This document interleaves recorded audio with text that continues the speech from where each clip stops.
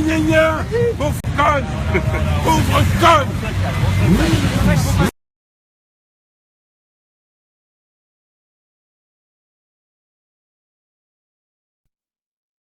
Sioniste n'est pas un propos antisémite. Monsieur Felkenkroth, je m'adresse également à lui, il s'assume comme sioniste. S'il veut renier son idéologie et ses idées, eh ben, tant mieux qu'il ne l'annonce, mais à partir du moment où il se considère comme sioniste, il s'affirme comme sioniste, il défend l'idéologie sioniste, qu'il ne se cache pas derrière sa communauté pour impliquer la communauté dans son idéologie. L'idéologie, c'est une chose, et l'appartenance religieuse, c'en est une autre.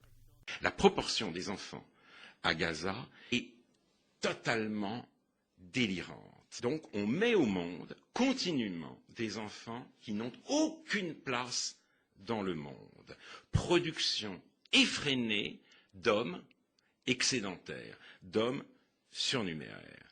Racisme. Monsieur Finkielkraut qui a signé la pétition d'Oriana Fallachi. Il n'y a pas d'habilitation. J'ai rien signé d'Oriana Fallachi. Vous n'avez pas condamné cette... Si, je l'ai condamné trois fois. Vous n'avez pas condamné. Je l'ai condamné trois fois. Vous n'avez rien. Vous lire, je l'ai condamné dans l'actualité juive. Je l'ai condamné dans le monde. J'ai dit qu'elle était raciste. C'est pas vrai. Vous mentez. Monsieur, j'ai là une déclaration de vous. J'ai une déclaration de vous, Finkielkraut. De la mise en cause de votre client.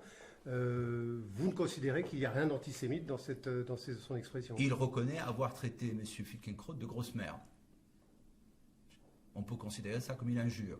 Mais ça n'a rien à voir avec l'antisémitisme.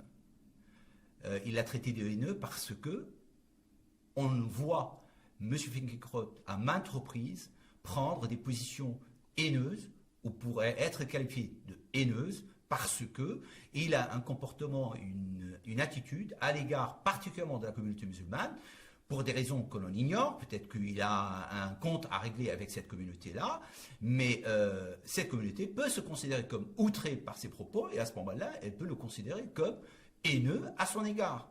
Quand on dit que ces gens-là se prolifèrent comme des rats... n'est pas aujourd'hui... Monsieur Finkielkraut a l'habitude de parler, de donner des ordres. Il s'imagine que je suis encore un indigène et que le temps des colonies n'est pas terminé. Parce que le temps des colonies, il est terminé, monsieur Finkielkraut. Sachez-le. Vous, madame Oriana Fallachi, il faut le savoir. Elle a dit que les musulmans se reproduisent comme des rats. J'ai condamné cette phrase. Je l'ai condamné.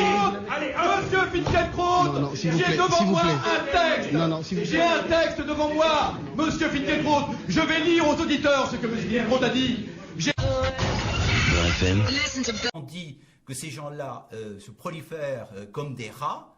On a de quoi s'inquiéter par rapport à la stabilité de Finkielkraut quand on utilise ces termes-là. Lui, il n'a pas été poursuivi pour ces termes-là, mais par contre, M. Weller est poursuivi pour avoir dit que c'est un monsieur qui est haineux. C'est quelque chose que je ne comprends pas et bien entendu, maintenant, M. Weller ne le supporte pas.